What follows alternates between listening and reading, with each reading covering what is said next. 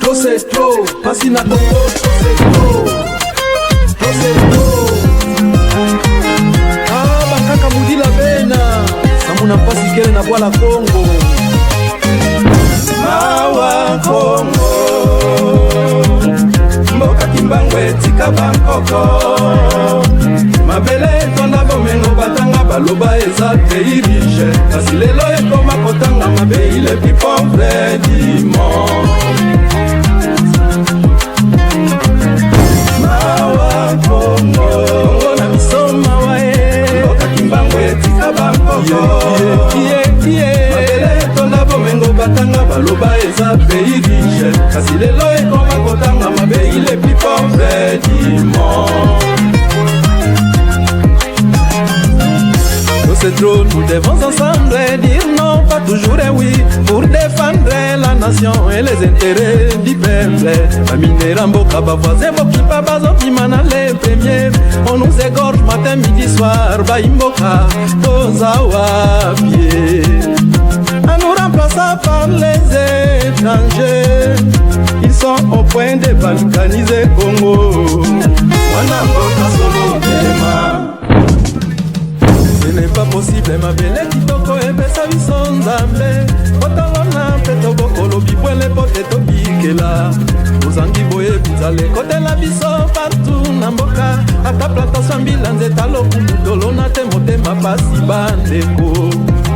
Matembele bana koleka patate duse pona nzala.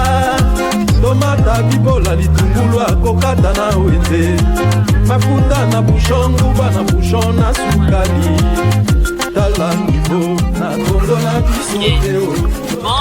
bonsoir tout le monde. Aujourd'hui, on se retrouve pour un sujet assez sérieux. On va parler de l'accident qu'il y a eu cette semaine, le mercredi 2 février 2022, dans la commune de Mongafula, à Matadi-Kibala, qui a causé la mort de 26 personnes, dont 23 femmes et je crois 2 hommes et un blessé. Je crois qu'il y a une personne qui a réussi à survivre. Tabaz Robilel, il est là, il nous donnera peut-être plus de précision à ce niveau-là. Donc voilà, nous allons parler de ça, essayer de faire le point et voilà. Je te donne la parole du coup pour nous dire un peu ce que tu sais par rapport à ce qui s'est passé et ce que tu en penses. Ah ouais, j'attendais que tu me donnes la parole. En tout cas, merci Mingi. Toroba na lingala, il faut toroba na ngwaka. Na lingala, c'est très bien. Ok, super.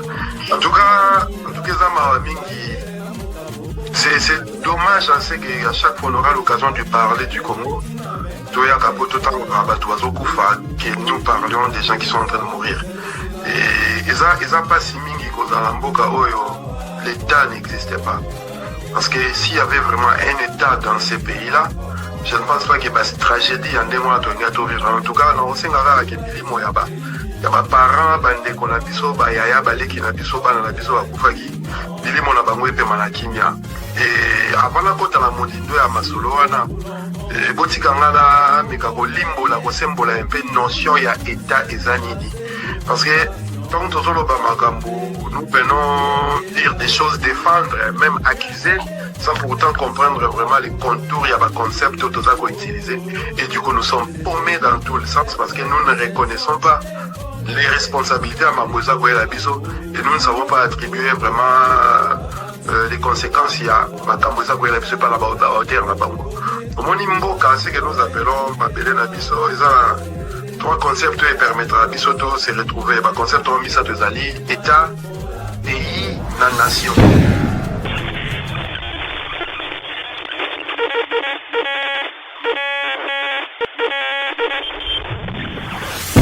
Lorsqu'on parle du pays, on parle des frontières. Où il y a RDC, il y a 2 345 460 km². Pays, Mabele wana, ils ont dessiné la frontière au Balaksa. Il y a un pays où tout ça va identifier. RDC, Rwanda dirige le Congo. Lorsque nous parlons de la nation, nous parlons des peuples qui composent la population qui occupe ces territoires où tout ça va pays. Maintenant, lorsque nous parlons de l'État, place point crucial ya masolo ezali yango wana ete ezali administration gestion ya territoire wana oyo toza kobenga pays pe gestion ya bato oyo baza na kati ya territoire wana bato toza kobenga nation.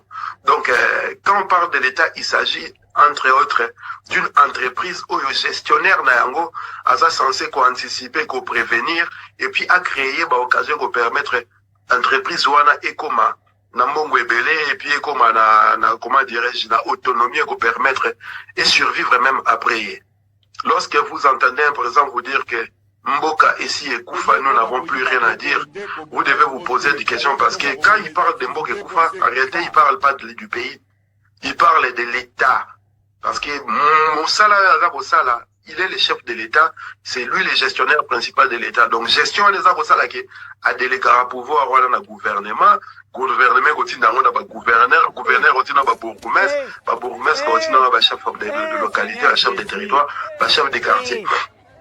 Et ce qui s'est passé dans Matadi Kiba, là, la commune à Mongafula, c'est triste parce que une trentaine de personnes mortes, électrocutées, la courant à haute tension.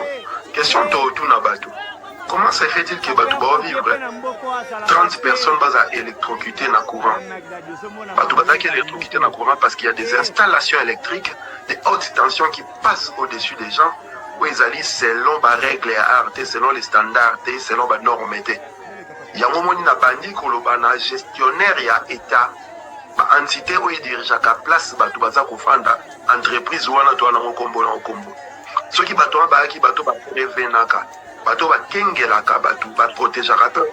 Je ne pense pas que le courant à haute tension et les calamités aussi facilement. Balingaki baluka ba moyen, ba voisin moyen, il y a de manière à ce que la population qui est en dessous a sécurisé. Maintenant, il y a un câble à haute tension, un marché s'est retrouvé là, les gens vendent à la sauvette, un marché qui n'est pas reconnu, alors que le bourgmestre, le gouverneur d'Amboka a foutu ça comme un ticket, par impôt, dans le marché où ils ont à la sauvette, soi-disant de Bazakoloba. Et lorsque vous entendez ces gouverneurs-là parler à propos de Bande Konabiso Bakoufaki, vous sentez les dégoûts causant la bolingo et la population basée censée gérer. Et l'ambulance, nous avons un sérieux problème dans Mboka. Nous avons un gestionnaire et Mboka. Incompétence pour les sommet de l'État. Ils ont commis la kisati à niveau assez à l'État. Trop c'est trop, pas si n'a pas c'est trop. Trop c'est trop. Kaka mudi la bena samuna pasi kele na bwala Kongo mawa Kongo mboka kimbangwe tika bankoko mabele tonda bomengo batanga baloba eza pays riche kasi lelo ekoma kotanga mabei le plus pauvre du monde mawa Kongo na biso mawa mabele tonda bomengo batanga baloba eza pays riche kasi lelo ekoma kotanga mabei le plus pauvre du monde. C'est trop, nous devons ensemble dire non, pas toujours et oui, pour défendre la nation et les intérêts du peuple. Baminera mboka bavoisin bokipa bazopima na les premières. On nous égorge matin, midi, soir, baimboka tozawa pied. En nous remplaçant par les étrangers, ils sont au point de balkaniser Congo. Wana mboka solo tema. Ce n'est pas possible, ma belle kitoko epesa biso nzambe kotalona mpe tobokolo bibwele po te tobikela tozangi boye bizale kotela biso partout na mboka ata plantation mbila nzeta lokumu tolona te motema pasi bandeko matembele bana koleka patate duse mpo na nzala tomata bibola litungulu akokata na wende mafuta na bushongu bana bushon na sukali tala nivo na Kongo na biso biso te o totelema bampangi po te tobima na bwalo oyo milona ndenge na ndenge ezala na bavile nyonso elongo na banzela tina bavillage nyonso Sénégal mboka moke numéro 1 na nguba Côte d'Ivoire mboka moke bata record na kakao oya biso Congo c'est lolendo kaka boye boye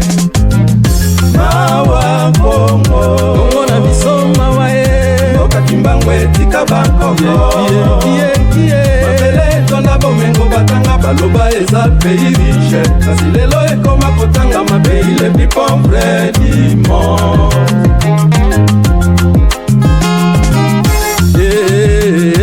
bandeko toyoka nsoni mboka na biso moko bandeko ti lelo 21e siècle toza na baraja inga boboboni tozanga minda flef bariviere na mboka boboboni tozanga mai bamboka kudu etonga bimeuble mai tina 24e étage oyo tundoki te take nous savons tout selo c'est la vie mawa Congo bangwe tika bankoko mabele tonda bomengo batanga baloba eza pays riche kasi lelo ekoma kotanga mabei le plus pauvre du monde si nous voulons construire un Congo meilleur mobilisons-nous tous pour chasser l'occupation dans la vérité rien que la vérité il n'y a que des traîtres qui sont là pour nous trahir oh, les ennemis du peuple ce ne sont que des Congolais qui sont des collaborateurs